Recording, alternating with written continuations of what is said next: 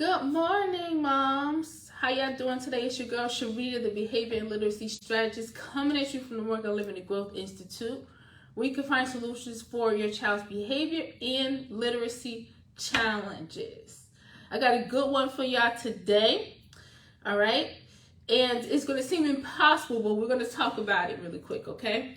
Hello, Evelyn. Hello, welcome. How you doing? Nice to see you. We have a good one today.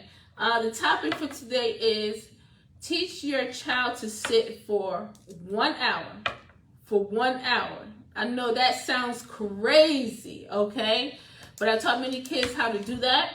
And I'm working with my youngest right now who is 5. She just turned 5. She's going into kindergarten. And this is something that she definitely has to improve on. So we're working on this and improving on it until she masters it, okay?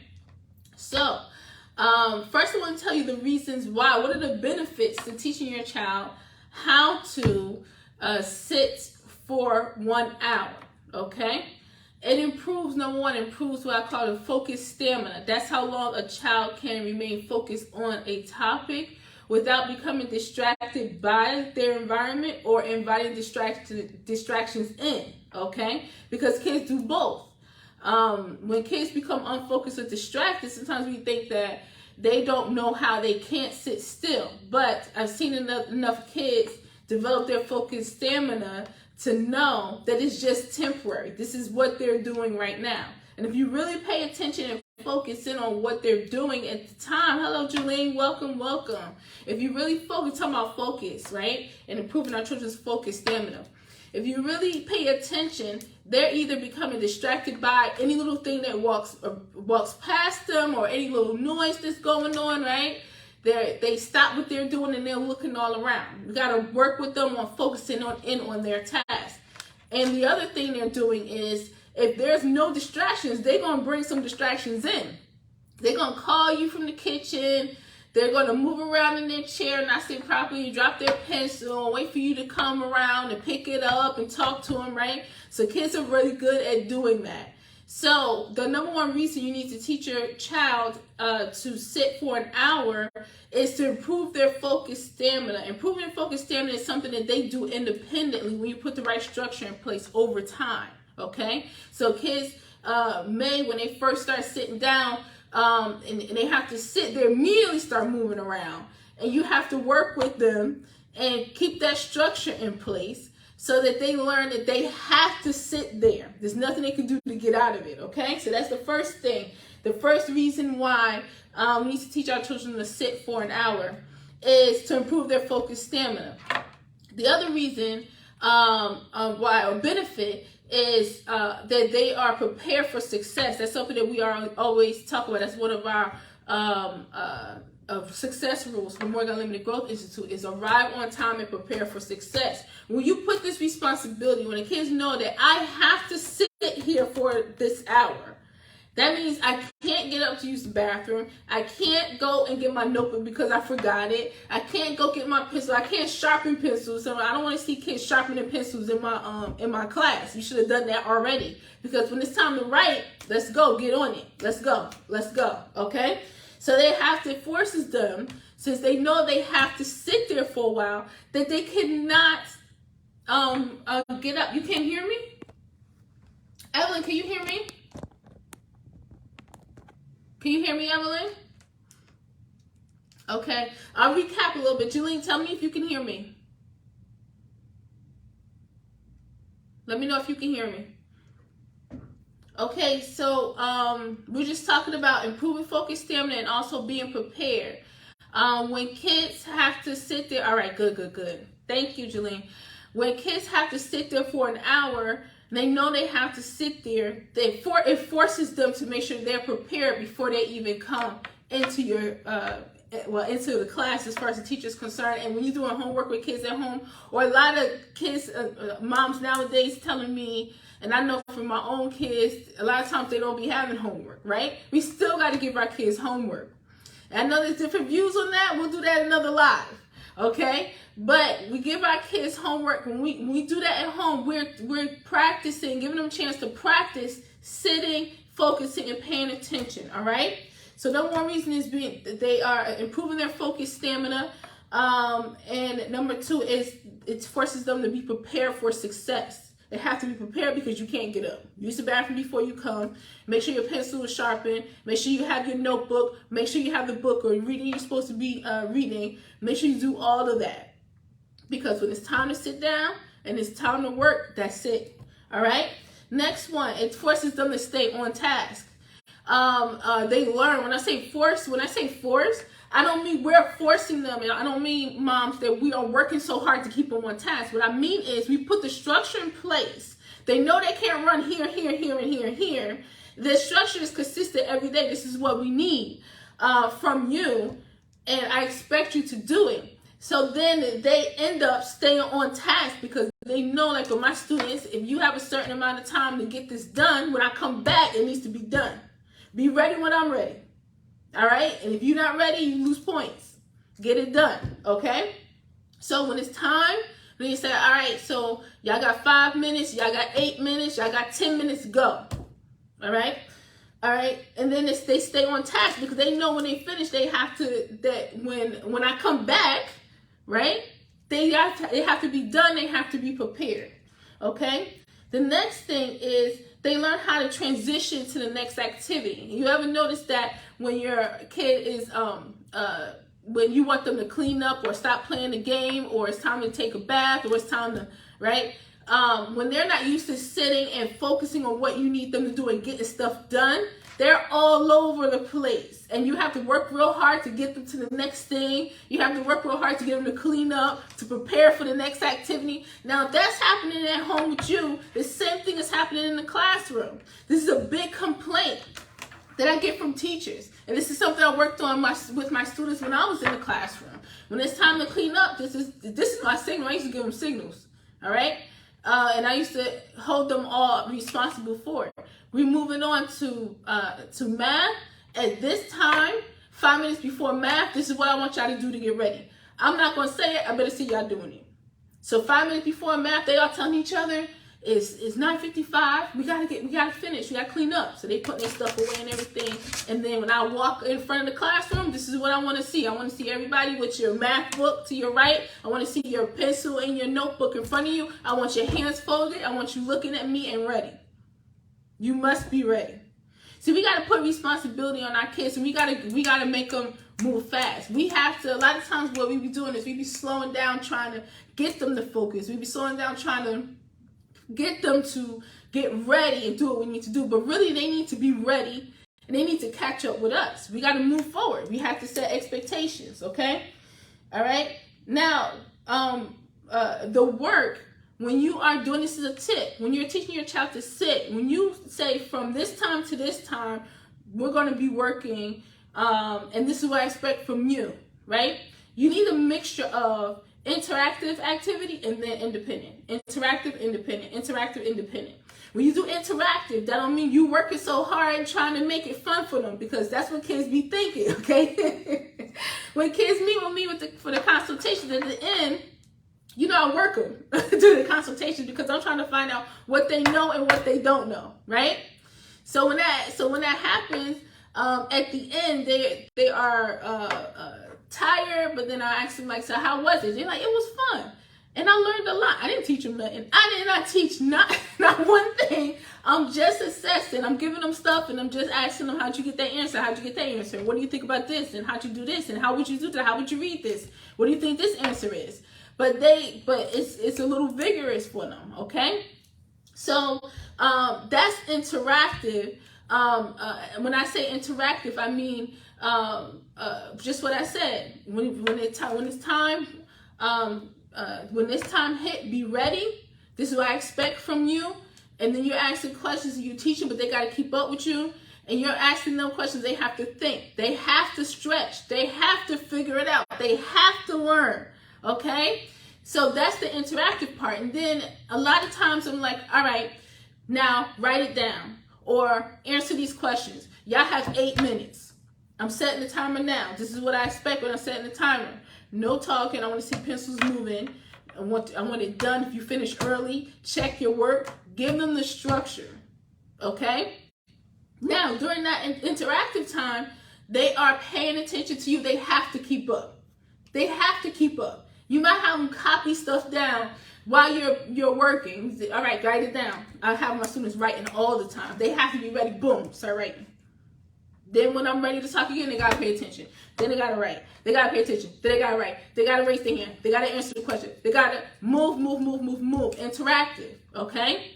Because kids, to sit for an hour, I know that people would say that that's too long for them to just sit. They're not just sitting. They're not just sitting, okay? They are interacting, but a lot of it, they are sitting down and working independently. Now, when they work independently, you don't want to hear nothing. You don't want them moving around in their chairs, doing all this, and twirling their finger around and doing their hair and all this other stuff, all right? Because independent work means you are doing your function independently and nobody has to say anything to you, okay? So this is, especially in the beginning, there's interactive and then there's independent, interactive, independent. But once your child gets used to the expectations, and once your child knows what the consequences are, positive consequences when they do what they're supposed to do, and they get your praise and everything, get excited, they earn, well, in my program, they earn points. And what the consequences are when they don't do what they need to do, and they learn the structure, they start to adapt. And now they are able to sit for longer. So sitting for, when I say sit, I mean work for the entire hour. That means no bathroom breaks. That means no getting up. That means no moving around. You know what I mean? That means no going to get a snack. Nah, man, you should have ate already. And when you with me, it's time to work. So it's just them having an agenda in their head and understanding what the agenda is you will be working with me from this time to this time. In the beginning, interactive, independent, interactive, independent. But sometimes my students come and it's a lot of independent work.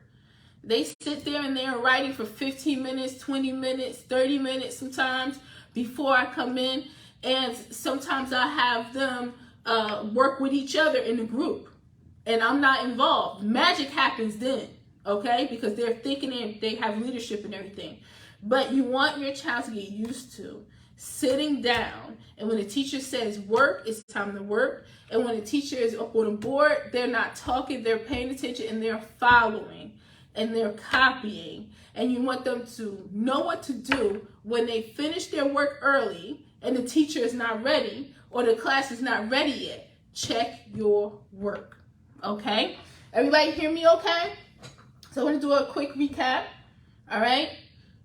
This is for improving or having your child sit for an hour, okay? Like I said before, it's all about your child taking responsibility for what they're supposed to be doing, what the expectation is during the hour, and not having a bunch of other things they're trying to do. And you working so hard to get them to focus, to get them to do their work, to get them on task. That is their responsibility, okay? So the benefits and the reasons for this is when you put this in place, number one, it helps to improve your child's focus stamina. Focus stamina is how long a child can stay focused on a particular class without becoming distracted by or inviting distractions in. Our babies do that, okay? And you might think they really have a problem, or you might think that they are calling you because they need help, but a lot of times it's, I don't know how to do this. A lot of times too, it's, I don't know how to do this, but how will they grow if they're not expected to look at it and to figure it out, okay? So first is to improve their focus stamina. I've seen kids in my program go from touching the screen, muting, turning the camera off, and then spinning around in their chair, getting up out of their chair, leaving the room, you know, and over there like doing all this so that I can keep, why do you think they're doing that? So that I can keep trying to get them to sit down because that's what they're used to. But when they come to my program, they quickly realize that just their responsibility, I put the structure in place, but you are responsible for sitting here. So I have them go from that to just sitting, like we chilling. Just sitting. When it's time for them to write, they're writing. When it's time for them to do their work, they're doing their work. And then if we do something and we spell a sentence together on the board, which they do the work, I don't spell for them, okay? Then they have to copy it and say, all right, now write it down. They have to write. Babies, 4 years old, 5, kids who've been in elementary school, they're in 5th grade and they've been struggling with this for years, middle school, high school, they all learn, and next thing you know, that's what I'm looking for. That's what I say. There you go. That's what I want to see. Eyes on the board, eyes on your paper, pencil moving. Okay? So they can do it. This is why I talk to y'all like, these kids can do it. You know what I mean? They absolutely can improve their focus if we put the right structure in place and we teach them how to do that. All right? Be prepared for success. Do not, moms, do not get your child's notebook for them, their pencil for them, their book bag for them. Don't get it. Let them know what you want them to do, what the required materials are. Expect them to do it. And I'll have, if I'm teaching a student one-on-one or in a group, and I'm like, all right, everybody have their pencil in their notebook, and their mom's like, oh, let me go get it. I'm like, he can get it. Let him get it. Let him get it, because he's learning to function independently, right? So she's like, okay, moms, you do enough, okay? And just like I told when I was working with AIDS years ago in my class, and they wanted to help and write things for my students and everything, I'm like, if you write it for them now, you're going to be writing for them the whole year. So let them learn to be prepared for success. They earn points for that in my class, because that's what I'm looking for. Remain seated. Not only do they have to stay in their chair, they have to sit properly, okay? And stay on task and keep up. Whatever the teacher want right now, be ready. Whatever you're supposed to be doing independently, do it. That's what you should be doing and nothing else, okay? And transition to the next activity is a big one. Sometimes kids, they just be all over the place. They're dropping stuff. They don't have their stuff ready. And sometimes they even act out because they don't want to go to the next activity. We got to work with them on this at home. We have to have the expectation. But moms, you can't be there. You can't be in a classroom and be at home at the same time, or in your child's classroom and at work, or in your child's classroom and working your business. You can't do both at the same time. But what we can do is help them develop these habits. Know that this is the expectation, and develop these habits at home, and then it shows up in the classroom. And this is what I've been seeing for years. I communicate with my students' teachers. I communicate with my own kids' teachers. When we teach this at home and have them work on these issues they have in the classroom, and they practice, they have these expectations, and we tough on them about it, but they're actually doing the work, the teachers see the difference in the classroom, no matter what it is. Whatever you're working with your child on at home, your teacher will see the difference in the classroom, okay? And then the last tip I said was independent work and interactive work. Have a mixture, so that your child can, it's all about them knowing this is my expectation right now.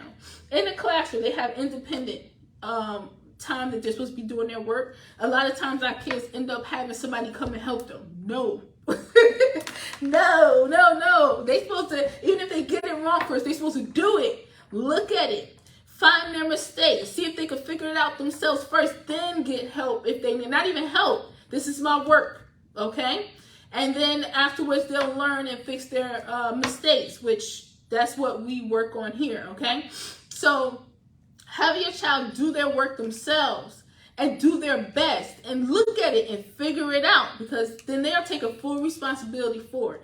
If they halfway do it, or if they don't do it and they wait for you, that means you and your child are responsible for their work. And are you able to do that in the classroom? No, you're not. Okay, so you want your child to grow, so they have to do it independently, and then they get the interactive work. So when teachers at school doing interactive, and she writing on the board, your child is ready and paying attention, and they are doing what they need to do. And when it's time for your child to work by themselves, your child is working and getting better every single time. That's what we want. All right. So this was about teaching our children to sit for an hour. Why an hour? Seemed like a long time. Because of everything I just said, and that's how long my classes are. So I just said an hour. It could be 5 minutes, but do we really want our kids to only have to sit for 5 minutes? If we're saying that, that means we don't believe that they can sit for longer. Okay? So let's go high. Let's go for an hour and help them build that up. So no matter where they go, they're able to stay on track and stay on point. All right? So teach your kids to sit for an hour and have them have it set up in a routine, run like clockwork so that you don't really have to do much. Your child already knows what to do. They getting it done. The hour becomes easier and easier and easier. It becomes effortless after a while. All right? Y'all got this, okay? I'm gonna get ready for my next class. It's coming up in about 25 minutes, okay? These are my, they're all actually in high school or on their way to high school. We're doing a summer program classes together, which is much more intense than the fall classes. And when I say much more intense, I just mean they got to see me 4 times a week, okay? They have to see this face and be ready 4 days a week, okay? Which is more than it is during the fall. So we on it, all right? So that we can go into the school year strong and better than we did the last year, all right? So I'm loving the summer program. We all tired, but we working. We getting it done, all right? So got my students coming up soon. I have a student that graduated not too long ago. I have some students that are in preschool that transitioned to the beginners elementary school that are reading and writing, learning how to write paragraphs right now. I have students that are in math they are in the higher grades, but they've been struggling. They haven't mastered their multiplication. They didn't know their multiplication. They're learning it now and master it now. We're doing more complicated problems. We're also getting really good at reading, understanding, solving, creating math word problems. I mean, we're doing a ton, okay? And we just go to the next level. We're just learning it at our challenge level. You master this, all right, how about this? All right, how about this? How about this? I have another topic. I have like 9 already. I just keep putting them in my phone because they just keep flying in my head. But the next one I want to do is teach your child how to study. I've seen a lot of great results with that. So if I can get on today, again, I will. But it might be tomorrow or Saturday. But teach your child how to study. I'm going to give you tips on helping your child learn this so that they can function independently when it's time for them to study, and they can start, as one of my students was telling me, I get hundreds of all my tests down, Ms. Sharita. I've been doing exactly what you told me. And I want to talk about him and talk about what he was doing, what he told me he was doing. And one of my students recently who had a spelling list that he was struggling with, and now he is killing it on the spelling list, okay? So we'll be talking about that soon. All we want here is for our children to function independently and function at or above grade level. Is that too much to ask? Nah. Right, Julie? Right, Evelyn? That's not too much to ask. We don't care if our children have been struggling for years, reading and functioning below their grade level, are in special education, diagnosed with ADHD. We do not care. We are raising champions here, and we are improving our children's behavior and literacy and math right from home and helping them just keep growing to the next level. Hello, Shamika. I'm getting ready to sign off now because I got my students coming in 20 minutes. Hashtag #BePlaySis. All right. I love y'all. Thank you so much for hanging. For more information on my tutoring and coaching program, go to growthinstitute.mykajabi.com. That's GROWTH Institute.mykajabi.com. But good news, I'm working on an online course. It's going to be ready probably in a couple of months to launch. And I say that because it's going to happen sooner, but I always give myself some extra time, okay? And I'm going to be teaching all the tips that how I teach my students to read on grade level, how I teach my students to write a paragraph, how I teach my students to master their sight words, master their multiplication tables, how it happens so fast, how they get unstuck, okay? And tons more is going to be on there, all right? so that you can do exactly what I'm doing at home. I'm actually going to be telling you what we did in class today and how we did it, how we got through this problem, how the kids were able to solve this problem and figure this out and figure this out and figure this out, all right? So stay tuned. I'll let y'all know when it launched. Thank you so much. Believe in yourself, believe in your child, honey, and always remember that growth is unlimited. Peace.